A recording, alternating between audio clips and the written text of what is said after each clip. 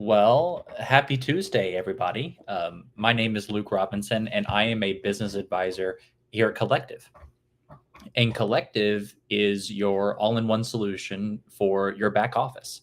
So essentially, you can think of us as kind of like a one stop shop for a self employed person. We would set up your business. Specifically, we would set up your S Corp, form an LLC for you, make an S Corp election for you, and then we'd provide a payroll processor, because you're on payroll with an S Corp. And then, of course, we'd handle your bookkeeping, just general support throughout the year. And then at the end of the year, we'd file your business filing. So, when it comes to an S Corp, we pretty much do the whole situation. But today, we have a little session we like to call Tax Tuesday. And essentially, what it is, it's an AMA, it's an Ask Me Anything session, about taxes, about how to run your business, or some best, I guess, financial practices, for your business. And I'll do my best to answer any questions you have. And also, too, just to kind of get the disclaimer out of the way, keep in mind, don't consider any of this information, official tax advice. This is just for informational purposes. The tax code is very complex. Like, some of this information that I could be sharing could be wrong. So it's really important, before you do anything, consult with a CPA, consult with a tax attorney, before you act on any of this advice. It might not apply to you. But now that we got that out of the way, let's go ahead and get started on some questions, because I believe that we already have some. Do we ask here in the live? Yes, please go ahead and just put your questions in the comments, and I will get to them.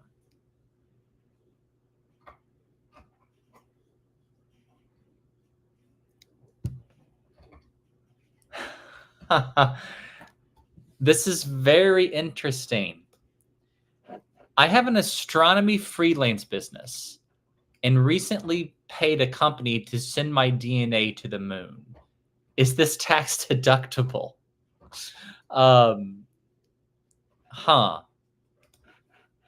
Well, that's an interesting question. I mean, to be honest with you, that's an untested question.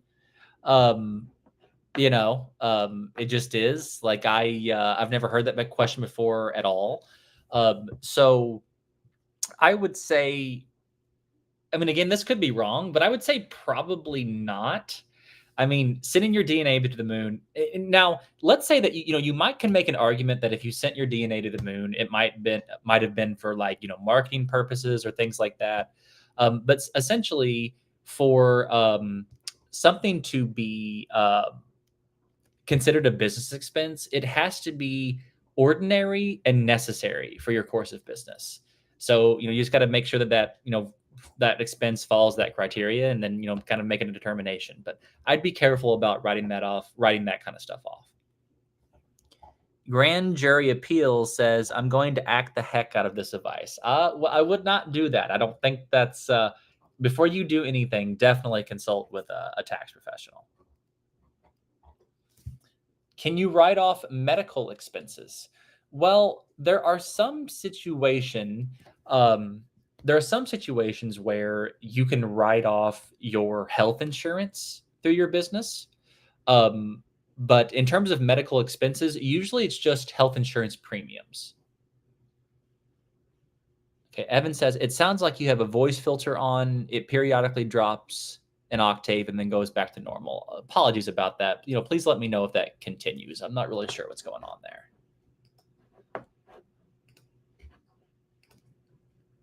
You mentioned how Collective was an S Corp company. What do you mean by S Corp? Well, essentially, so an S Corp, a lot of people have, I guess, kind of a misrepresentation about what an S Corp is. Like, they've heard of it, but they're not really sure how it works. A good first thing to remember when you're thinking about S Corps is that an S Corp is a tax election. Like, it's not a corporation, oddly enough. Like, it's not a business entity, by itself. It's a way to ask the IRS to tax a business entity a certain way. So, for example, when you're just an LLC, you're actually taxed as a disregarded entity.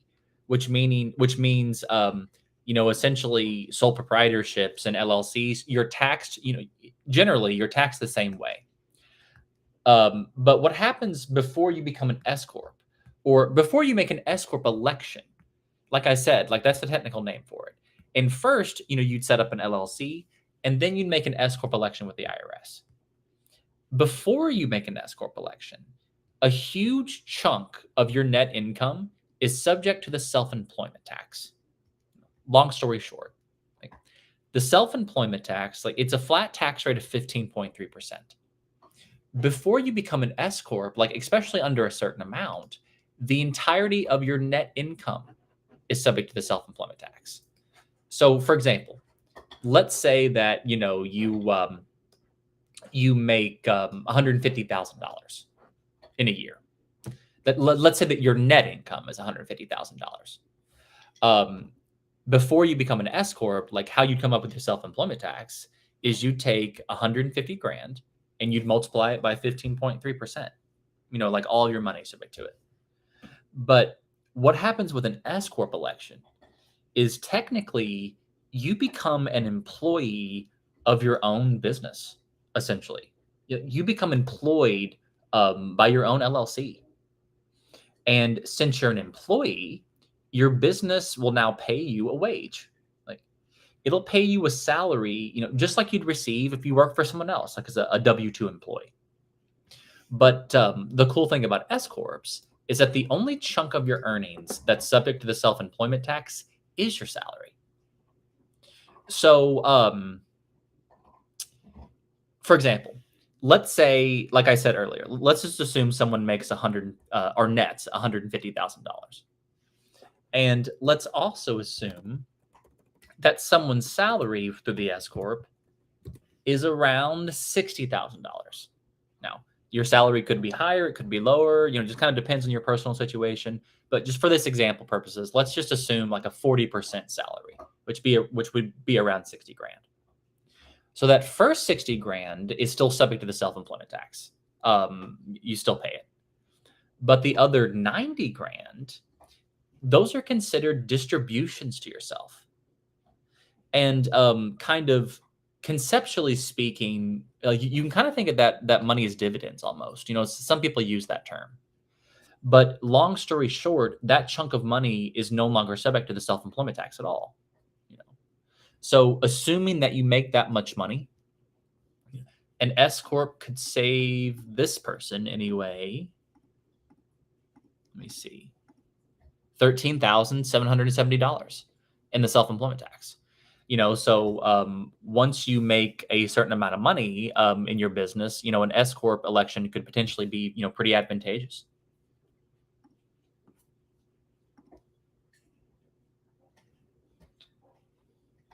If I run Facebook ads for my business, can I write off the entire cost of the ads? Sure. Yeah, I mean, typically, yeah. Like if marketing costs are and it's usually an allowable expense for a business. Like that's usually a common expense and ordinary and necessary for the course of running a business. So I don't see any reason why the entirety of your Facebook ads couldn't be written off. Is a C corp better than an S corp? Well, to answer that question, like with so many other things about taxes, it depends. It kind of depends on what you need, because with an S corp, it's great, to save that money in the self-employment tax, but there are some limitations on S corps, and one is kind of how the ownership structure works with an S corp. Something to keep in mind with that kind of tax structure is you can only have up to 100 owners or 100 shareholders into your business when you have an S corp election. And that's not the case with C corps. So let's say that if you ever wanted to, have more flexibility with fundraising or have more than, 100 owners in your business, then you might need to become a C corp instead. Grand jury appeal says, why did the auditor cross the road? Because that's what the chicken did last year. I love it. I love it. Well, keep your accounting straight and don't do anything unwise, and hopefully you can keep auditors off your back.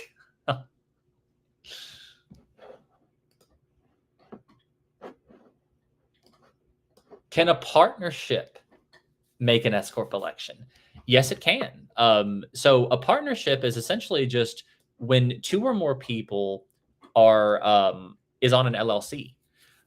So let's say, like, you have a partnership, multiple, it's a multi-member LLC is a technical name for a partnership. You'd make an S corp election on that partnership, and depending on what the partners did for the business, they'd be on different salaries maybe, and it'd be a whole process. So like you can usually make an S corp election on partnerships. Does having too many write-offs raise concerns? Well, I mean, it could in certain situations. Like for example, if your business, because there's certain situations or there's certain years where a business has more write-offs than it has expenses. So it has a loss, for a certain tax year.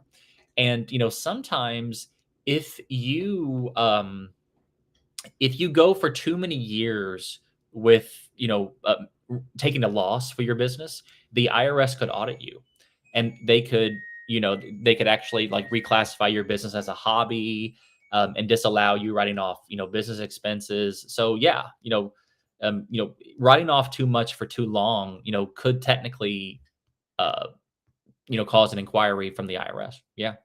But then again, especially in your first couple of years or year in business, it's okay to have a loss. If all your business expenses are ordinary and necessary and legal, then if that results in a legitimate loss, then that happens sometimes. What's the advantage of filing an LLC as an S corp? Well, I talked about this a little bit earlier, but essentially, the advantage is it usually saves you in the self-employment tax. And self-employment, just a real quick recap. Self-employment tax, it's a flat tax rate of 15.3%. Before you make an S corp election on your LLC, a huge chunk of your net income is subject to the self-employment tax. So, like, let's say that you're netting, 100. Let's just say $100,000 before, like, when you stop at the LLC stage. Then how you'd come up before you become an S corp, how you'd come up with your self-employment tax is you take 100,000 and you'd multiply it by 15.3%. All your money subject to it. But what happens with an S corp election is you'll pay yourself a salary. Your business will pay you a wage. And whatever chunk of your earnings that your salary is now the only chunk of money that is subject to the self-employment tax. So, like, let's say that your net income is 100,000, and let's say with the S corp you pay yourself $40,000. And like I said earlier, your real salary could be higher, it could be lower. It kind of depends on your personal situation. But for these purposes, let's use 40% of your net income. That first 40% is still subject to the self-employment tax. You still pay it. But the other 60%, you don't. Those are the technical name for that chunk of money are distributions to yourself. Like conceptually speaking, like some people will use the term dividends for that chunk of money. It's really not dividends, but some people will use that term. But long story short, that chunk of money is no longer subject to the self-employment tax at all. So in this situation, how someone would come up with their tax savings is they would take $60,000 and they multiply it by 15.3%. And that comes out to a $9,180 in this situation that this person would be saving in taxes. So, it could save you quite a pretty penny once you reach a certain income level.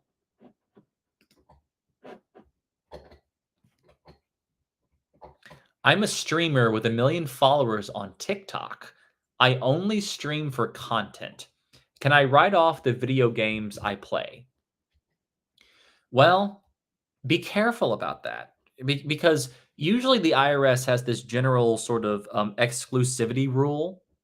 And if those video games aren't exclusively used for business, usually you can't write them off. So, like, let's say if on your spare time you play those video games personally, then technically you're as far as I know, you're not supposed to write those off. Now, I think, maybe if you only bought those video games to stream and you did nothing else and you could prove that, then maybe you could write it off. But generally, it's not a good idea to write that off.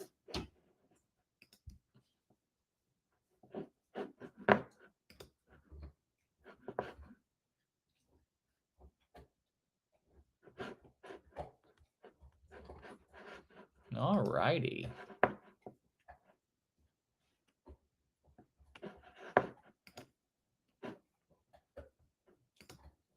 Let's see here. In what situations would you not want to do an S corp? Very good question. Well, there's a couple situations. For one, like I mentioned earlier, there are some limitations in terms of ownership when it comes to an S corp. So, like I said, if you can't have over 100 owners in your business, things like that. You have to. There's some citizenship sort of stipulations when it comes to an S corp. So there's a few restrictions. So you might not be able to be one if any of those things apply. But also, the entire point of becoming an S corp, usually is to save on the self-employment tax. So there are certain sort of income sources that aren't subject to the self-employment tax at all. So, like for example, passive income, proceeds from stocks, bonds, rental property, or like rental income, things like that. That is usually not, and it can be in certain situations, of course, but that is usually not subject to the self-employment tax. So if something's not subject to the self-employment tax, there's usually no reason to have it under an S corp because there's no self-employment tax to save, you know? So those are a couple situations to where you wouldn't want to be an S corp. All right, grand jury appeal. All jokes aside, this has been an extremely valuable live stream. You've earned a new subscriber. Well, thank you so much. I do appreciate your jokes. They've been good. I do admit it, but I'm really glad that it's been useful. And please, keep your eyes on our account. We're always posting valuable tax content. Okay, and I think that we have another question coming in right now, I believe. I'm sorry if you hear my dog chewing on his bone. He's actually just laying right next to my chair, chewing on his bone. So I'm sorry if you hear the munching. Do you think the April 15th tax deadline will ever change? Example, what happened during COVID? So it just kind of depends. No telling what'll happen. I mean, like in our crazy world of ours. So if another event like that could happen, they could very well extend the deadline. It just kind of depends. So yeah, I mean, I'm sorry, but my answer is it depends. They could very well change the deadline. Sure.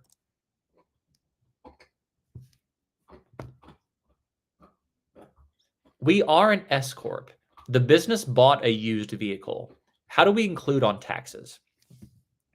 That right there is tough to answer. So it kind of depends on what you mean by bought. If the business is just writing off mileage, then you don't really do anything. You just kind of write off your mileage. You don't really have to do much with the car. But if the business actually bought the car, that's way more complicated. And honestly, I would talk to a CPA to see the best way to kind of include the ownership in the business with the car.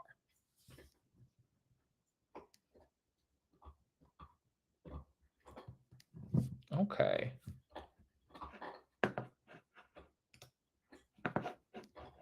What happens if I don't file my taxes by the deadline this year?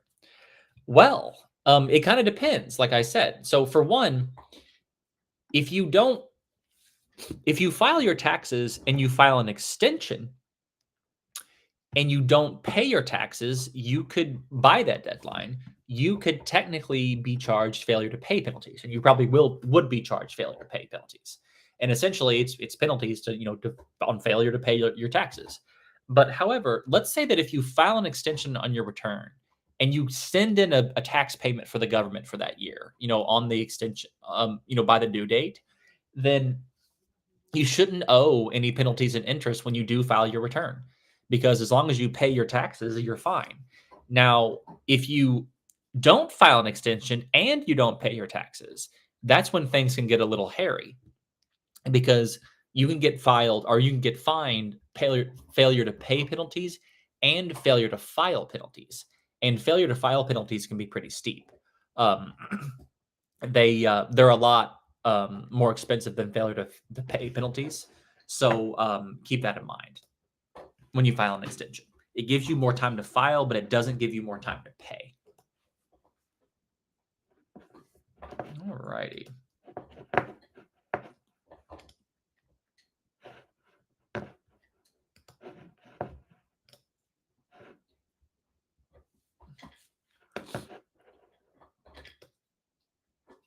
Do you have two tax returns when you become an S corp? Yes, usually do. So usually you well, not usually, pretty much always you have what's called an 1120S, and that is an S corp tax return. So that one's due by March 15th of every year. And then you have your personal return that's usually due by April 15th of every year.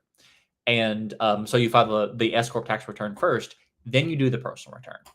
And when you file the S corp return, you will then take a K1 form, which is essentially a form that has some information that comes from your S corp tax return, and you take that form and you include that information on your personal return to get that filed.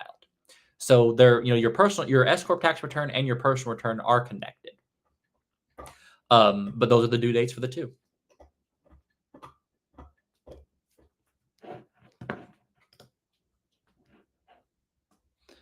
Ooh, what happens if I never pay my taxes? Well, eventually, let's say what happens if you never file. There's some times where people just don't file their returns for several years. Now, it just kind of depends. There are certain situations where the IRS kind of just like won't bother with it much. If especially if someone is below like a certain income threshold or something like that. But eventually, for people that, especially people that are making money and having money reported under them, eventually the IRS will file what's called substitute for returns. And what they are is like the IRS essentially will file returns on your behalf. And they usually won't give you any sort of like advantageous, tax positions or anything like that. So you owe a lot of money, and they take the income information that's been reported under your name to file your return and kind of compute the amount of tax you owe. So if you don't file your return, eventually they could assess a tax balance on you that could be a lot higher than it would be if you just file the returns, and present to them an accurate an accurate record of how much you actually made and how much you owe in taxes too. But eventually, let's say that if you never pay your taxes and you've got a big tax balance on behind your name, the IRS will start sending you notices reminding you that you have a tax balance due and to pay as soon as possible, or to get into some sort of an arrangement to pay for your taxes. But eventually, if you don't do that, eventually they'll start sending levy notices that will give them the right to levy your bank accounts and garnish your wages, and in some cases seize your assets. So it's not a fun time. So it's always a good idea to pay your taxes as soon as you can. And if you can't pay your taxes, like if you're ever looking at a large tax bill, might be a good idea to consult with a tax professional to see if there's any strategies you can put in place to make things easier on you.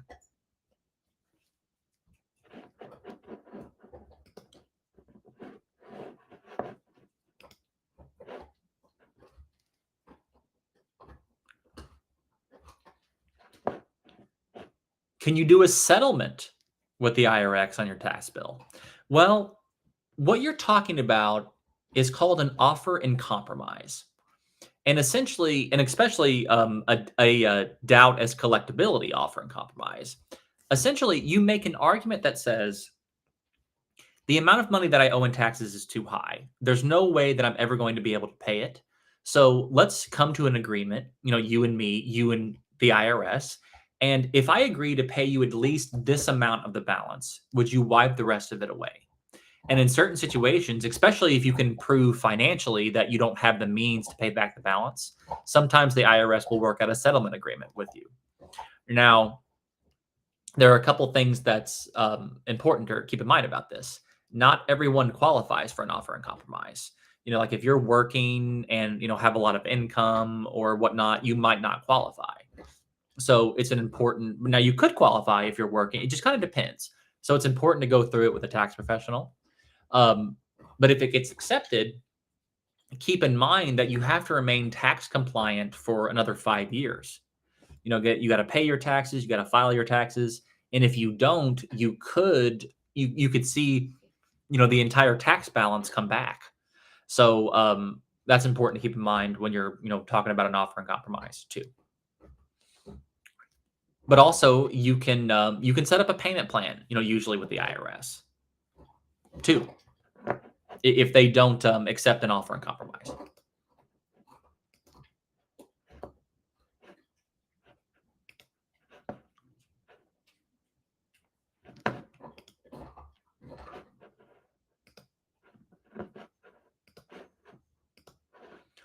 Okay, I think I have time for a couple more questions here.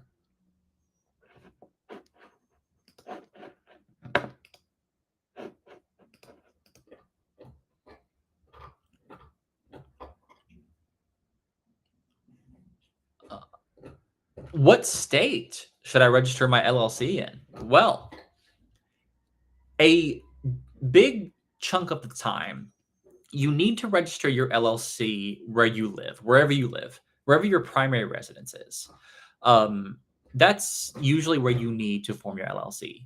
Now, and again, like so many other things with taxes, the answer, of course, is always that, it depends.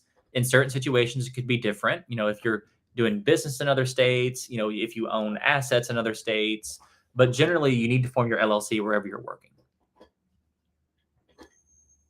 Oh, what's your favorite part about working at Collective? Honestly, I think my favorite part at working at Collective is all the self-employed business owners that I get to speak to and all the stories that I get to hear. And it's really satisfying to hear people's, sort of passions and crafts and, how they've been able to be successful at it and, made good money at it. And their stories are very interesting. And just kind of working for a company that enables them to run their business more efficiently, that kind of has their back on the finances and the taxes. It feels really good, when they come to us and trust us to handle their finances, and we do a good job for them. So, my favorite part is speaking to self-employed people.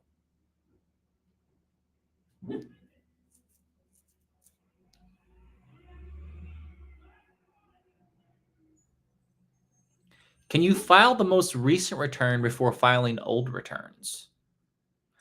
You'll probably want to file your old returns. Now, well, let me take that back. You do want to file your recent return as soon as possible. So, especially if you just have personal returns, file your latest return as soon as possible and pay your taxes, and then file your back returns. But that is actually the only time that I have left. I actually have another conversation with a prospective collective member after this. But if you enjoyed this conversation, please check us out. Go to collective.com, check out our information. Schedule a call if you think an S corp might be right for you or anything like that. And we'd love to have a conversation with you. But if not, I will see you guys next week for another Tax Tuesday.